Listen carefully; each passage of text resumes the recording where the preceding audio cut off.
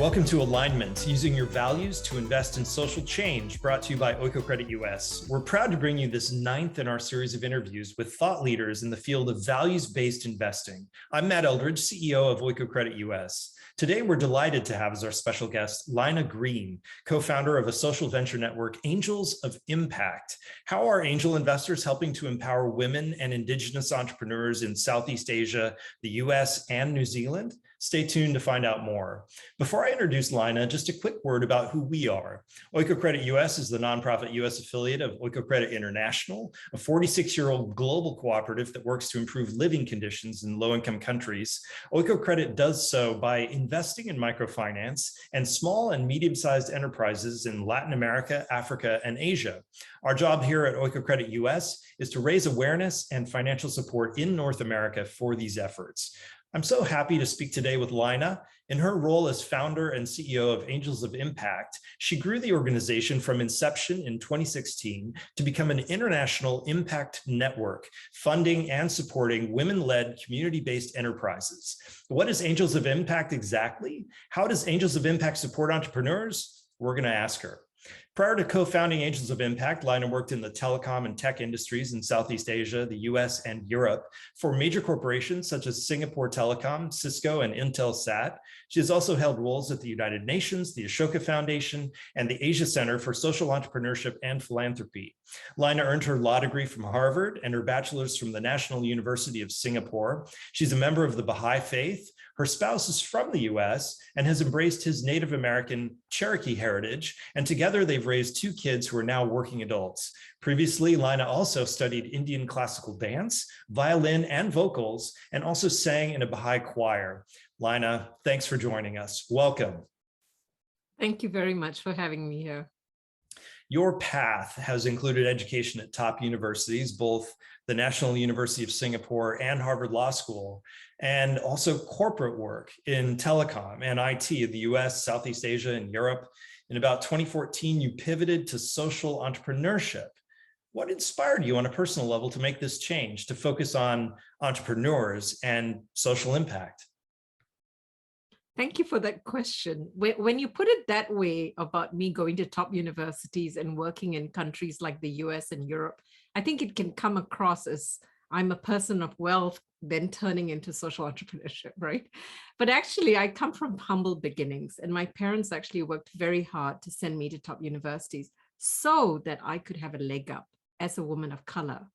And both my parents understood the importance of education, and I'm very grateful to them for that upbringing. In fact, later in my working life, you won't be surprised, but when I was living in Washington, D.C., trying to get a job in the 90s, not a lot of people knew where Singapore was. And so NUS degree did not help me at all. And that was the very reason I actually ended up going to Harvard Law School to get that branding and to help me. Now, as for turning to social entrepreneurship, it really wasn't in 2014. It was much earlier than that. It was my upbringing, I say, that set me up for social entrepreneurship, starting with my parents, who, despite the little they had in the early days of Singapore, not the crazy rich Asian Singapore that you see today, they always found a way to give back to the less fortunate. They even celebrated my birthday in orphanages and in elderly homes so that I could see that there were people that were less fortunate than me. And then later in my teens, facing racial prejudice in Singapore was flawed by the movie Gandhi. And I really wanted to be able to live my life like him, fighting for social justice. Later in the 90s is when I embraced the Baha'i Faith, in which I learned a lot. Actually, I found out about it at the International Court of Justice when I was studying there. And the Baha'i Faith is actually all about how can you live your life in a way to serve humanity. So not surprisingly, when I started my own company, and I actually saw entrepreneurship as a way in which you could bring a way to serve humanity. So when I started my own tech company, we ran it with a very clear social mission. And that was all about bridging the digital divide, because I saw telecoms and internet as a tool to bring humanity together. I also ran a consultancy firm, and within that, we did a lot of development work, which brought me to about 40 countries around the world. So it wasn't still till I started guest lecturing at Stanford in the late 20,000s that I heard the term social entrepreneurship. So in many ways, you would say I was walking the path of social entrepreneurship even before I'd heard it. And I was really fascinated, working through BASIS at Stanford and many other social enterprise competitions where I saw a lot of innovations and the power of social entrepreneurship. And I had really the opportunity to go to Bangladesh and visit Professor Muhammad Yunus. And I've seen his, Grameen Shakti, and I've seen all these amazing projects. It was actually his book, Creating a World Without Poverty, that when I sold my tech business in 2006, that led me to actually want to put my money into social entrepreneurship. That's how I started the whole area of social impact investing. Because in that book, he actually challenges us about what we're going to do with our money. And he calls for people that we can end poverty if we do it with intentionality. And so that's what inspired me. And back in 2008, I actually tried to set up a fund for women already back then. I got some initial funding from the World Wildlife Fund in Sweden, but then the financial crisis happened. So I had to put a lot of that on hold. But then I had the opportunity to go and live in Indonesia in 2012. And I realized that I didn't have to wait till a fund was set up before I could do that. So I started investing my own money in women-led social enterprises, and I could see the power of that.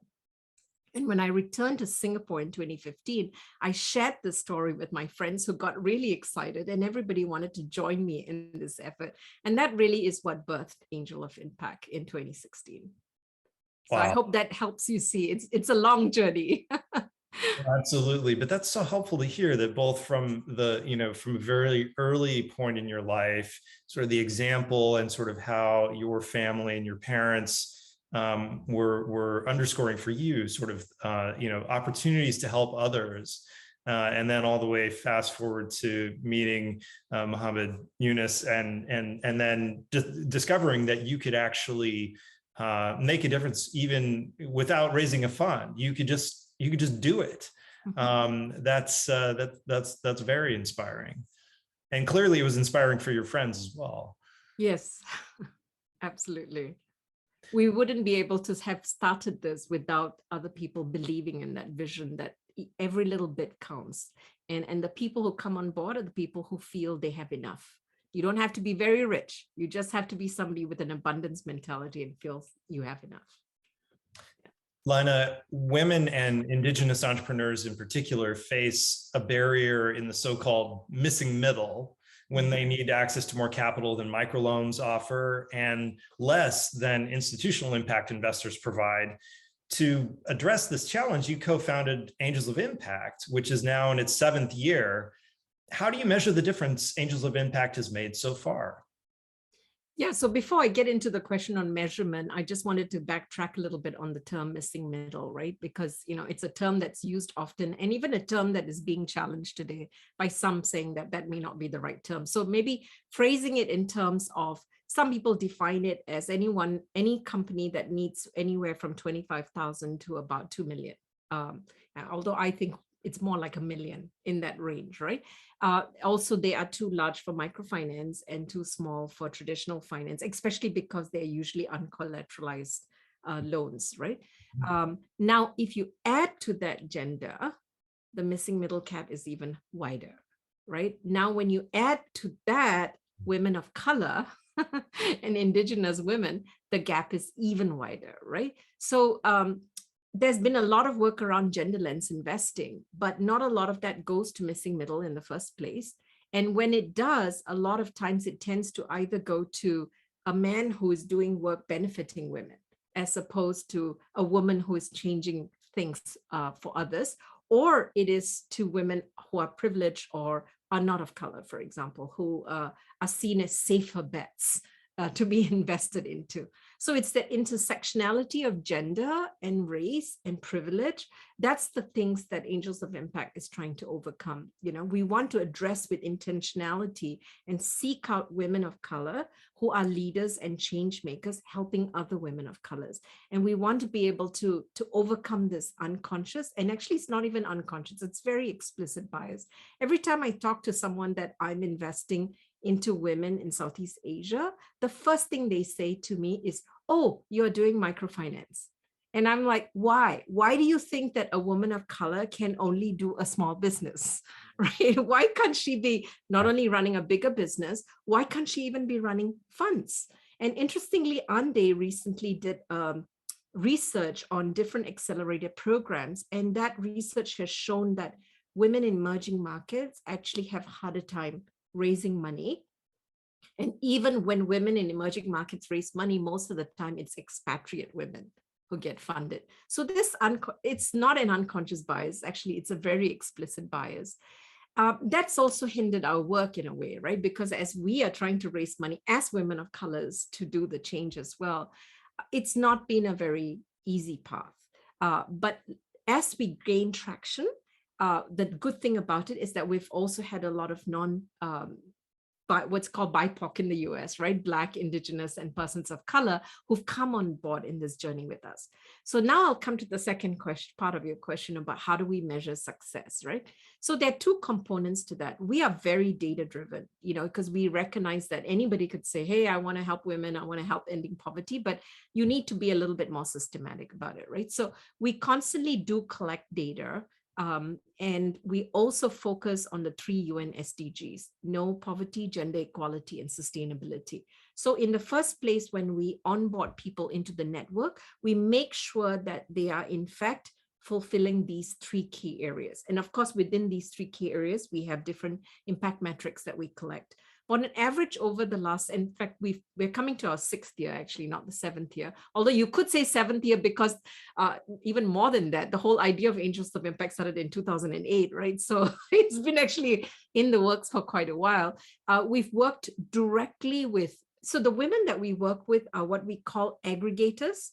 They aggregate many, many micro entrepreneurs. So for example, one would have 1,000 weavers they work with. There's one who works with 35,000 smallholder farmers. Some work with 450. So they are sort of aggregators, but they're also value creators. They take people up the value chain. So rather than just you weave something and then you sell it, they would actually make high fashionable goods. So now this woman, instead of just earning $1, could earn $20, because they've taken you up the value chain, right? So those are the kind of things we look at. So even though we've worked with a relatively small number of social enterprises, about 35 directly and many more indirectly, their impact is even higher. So, they've impacted like 66,000 lives. And we're taking a very conservative measurement about that because we always prefer to err on, yes, what is the direct impact of the work we do with them, right? Now, the other thing is, of course, we do want to change the way people see them. So the other way that we measure success is also amplifying their stories to others and being able to see whether or not they then get follow-up investments post. So we've had actually successes where we've come in the first stage with a relatively smaller amount, and then they've gone on to raise much more money. We also were very fortunate from the beginning when we started. We wrote a book called Sustainable Impact. Bloomberg Singapore Committee of Women helped us to launch it. And if you ever know Vince Cerf, the father of the internet, happened to be in Singapore, and he agreed to launch our book. And that book has actually helped us see and slowly elevate and change the conversation. So much so today, we don't have to start from, hey, women are good entrepreneurs and women can do more than microfinance. So these are the different ways in which we sort of measure whether or not we are making impact. Now, I want to make sure we don't skip over the title of your book again. Can you repeat it? Sure. It's Sustainable Impact: How Women Are Key to Ending Poverty. It was published in 2017. And it's on Amazon, Kindle, everything. You can get it. Yeah, I can also email you a copy. So anyone interested, just reach out to me at laina@angelsofimpact.com. Great. Terrific, Laina. I will make sure we include a link to that as well in the description for this webinar on YouTube. Thank you. Laina, not unlike Oikocredit, Angels of Impact offers entrepreneurs both funding as well as technical assistance. And tell us more about that. How does this work for a typical entrepreneur you support? Yeah, so before I get into the entrepreneur journey, I just wanted to say that because we are entrepreneurs, funding entrepreneurs, and we're also entrepreneurs supporting entrepreneurs, because many of our investors have come in are all entrepreneurs themselves, we understood from the very beginning that money alone is not enough, right? It's, it's even going down to helping the entrepreneur recognize and breaking down what they really need, how to prioritize their needs, how not to take on terms that they cannot bear as well. Like Jenny Kassan's book on, empowering women to entrepreneurs to know what kind of terms they can ask, for example. So, those are the kind of things we recognized right off the bat. So the reason we have the technical assistance program is, if you could say, it's uncollateralized funding, right? So in the US, there's words like character-based lending that has come out of it. I love the word that Native Women Lead uses, relationship-based lending. And that's kind of what our technical assistance program is also, is building that relationship with the social enterprises. Now, in the early days, the way we did technical assistance was slightly different. We did it through market access. So we say, okay, we're going to give you money. We de-risk the money by increasing your sales. But in the process of helping you with the sales, we also recognize what's broken in your organization, right? So I get you a huge order and you go like, oh, I don't have enough people to package, or I don't have enough machine. So in that process, I'm able to figure out that what you really need is a packaging machine. So then I can come in and fund that packaging machine, right? So the technical assistance allows us to identify that. But more recently, we started about 2018, we started a 6-month accelerator program, which last year we actually ran it as a 12-month accelerator program. And in the program, what we do is our team, as well as the volunteers in our network, work with the enterprises, not just like a mentor giving advice, but becoming an extended part of their team. But unlike other accelerator programs, it's not just a mentorship, but an extra team person, but we also work to shift the power, right? So, because a lot of times when a mentor comes in, the social enterprise is like, oh, wow, you know everything, you're so wonderful. And we're like, no. You're the mentor, you're from a corporate world, or you're from the other for-profit world. You don't understand the lived experience. You don't understand the community. So we actually take time to walk them through workshops, including even intercultural communication, because we don't want harm to be, and so we work that through. And we also work with the social enterprise to recognize, elevate that their lived experience and their business knowledge is of value. And that the reason we're pairing them together is just so that we can complement skills and help to amplify the work that they have. So always keeping in mind that what we want to do is propel their vision and making it happen. Then we take another step. The volunteers and our team will actually be bidding, and they'll put in like an RFP. So the social enterprises will clarify, this is what I need. I need a marketing person, or I need a financial person, or whatever. And the volunteers will bid to be your consultant. And the social enterprise chooses who works for them. And once that match is made, then they work together as a team. And at the end of the process, there is a relationship that's built, there's trust that's built, and also they reach a point in which it's easier for us to say, how can we fund you? What are the next steps of which you need to do in order to be successful? So ours is, as didn't mention earlier, ours is like an evergreen fund. And it's actually philanthropic dollars that come in. So our contributors are looking really more for social impact than financial returns. So that also gives us the flexibility of really working with these entrepreneurs, because they ordinarily would be seen very risky by a lot of other people, normal traditional ways of looking at them.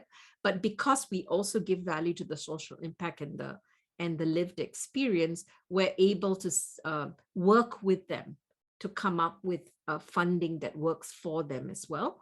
And so that's actually been one of our success factors of, having almost 100% return back into the fund so that it can revolve to help the next person. Oh, that's terrific. That's good to know. It sounds like it's similar in some way. We offer a recoverable grant program with Oikocredit US. In our case, we end up returning those grants back to the donor's donor advised fund, for example, or family foundation.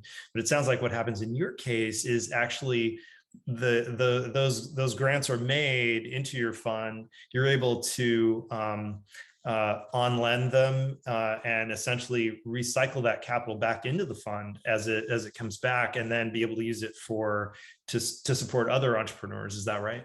Correct. And we are looking into recoverable grants as well as an option, but we've been very fortunate that most of the funders understand the need for that flexibility for us to be able to give out the patient capital, the affordable capital, the bespoke sort of solutions.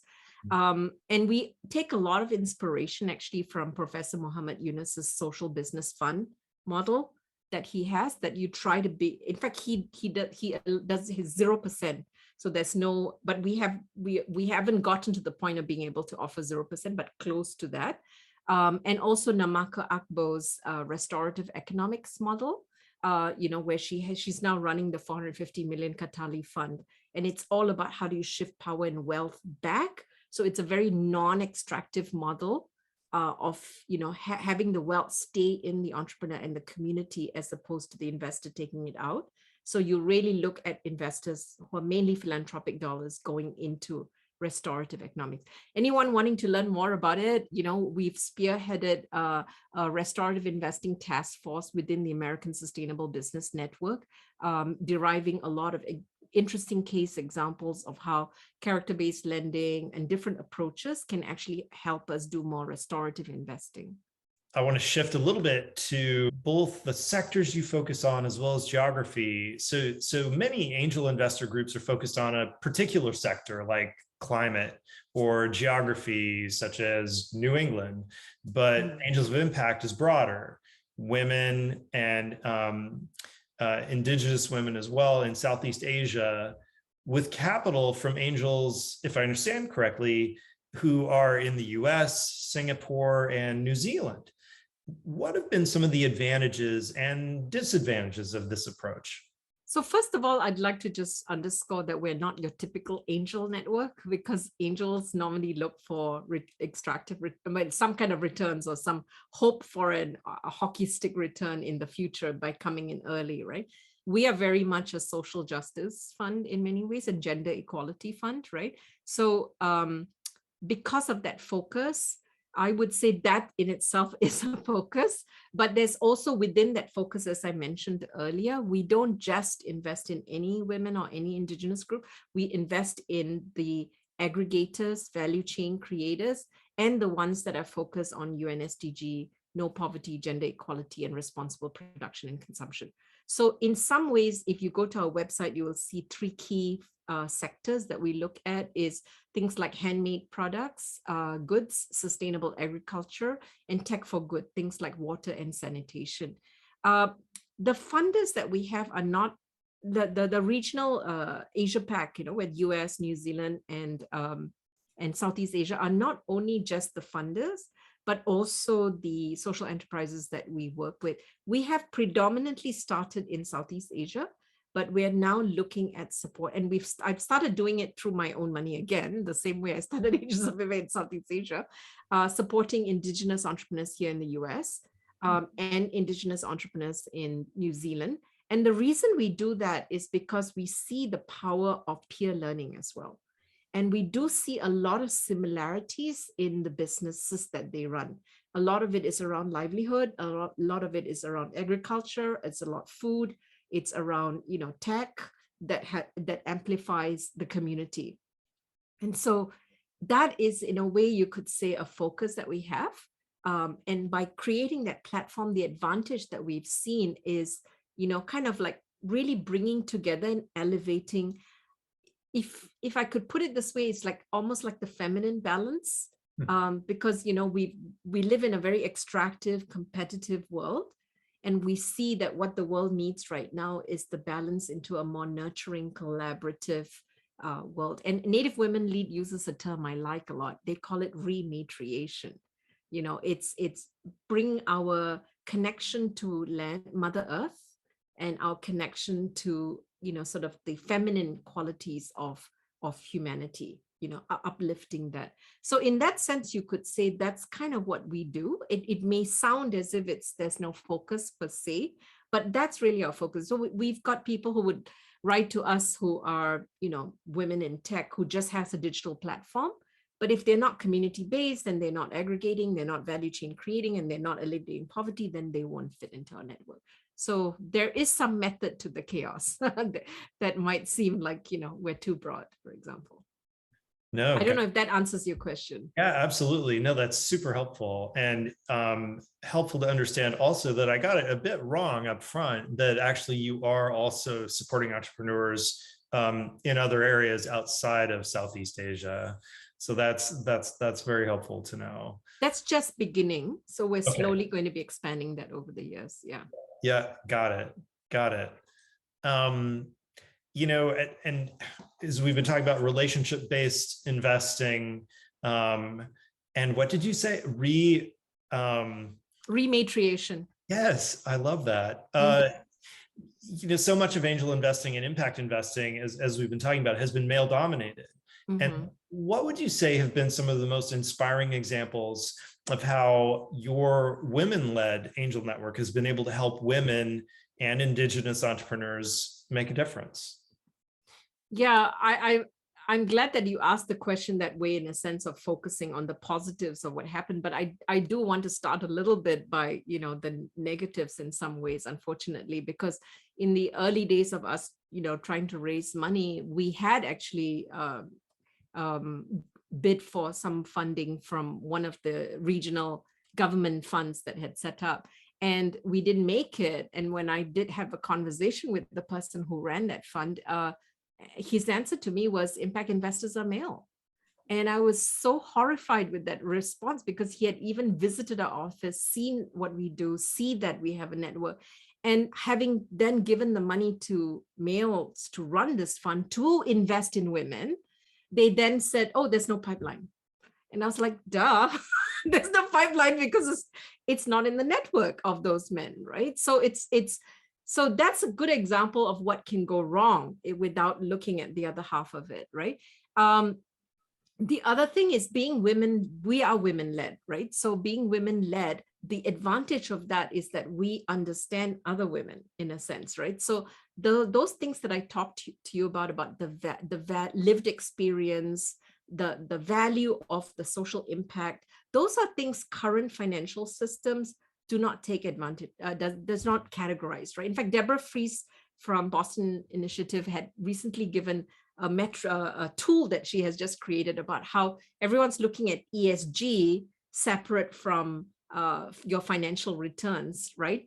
And she was trying to see, can we actually measure everything together so that it's more of a balanced approach? You're not just looking at the financial returns. So because we are women-led, it's almost like a no-brainer in a sense, because we seem to see somebody else who otherwise would be seen risky. To us, it's a no-brainer. Like, that's why we've had 100% return, for example, right? Because women have I don't know, I wouldn't say that's of all women, but definitely women of color do not like to be indebted to somebody else, so they will find a way to make sure that you pay them back.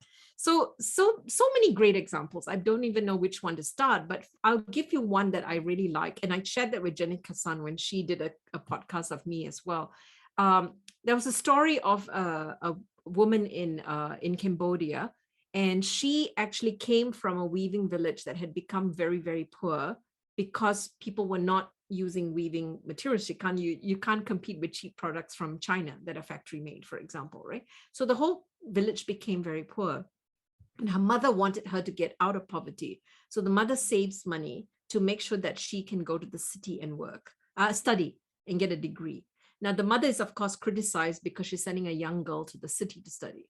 This girl goes to the city, gets a business degree. And what does she do? She now creates a business for reviving weaving in her village and selling the products to markets that appreciate handmade, like in Europe, like in Japan. And she's become quite successful doing that. So she's one of our success stories of how, we stepped in and we were able to, she in fact knew very clearly what she needed. And we were able to support her. COVID, of course, has hit almost every social enterprise in the region up to 2/3% of their revenues are cut just by COVID.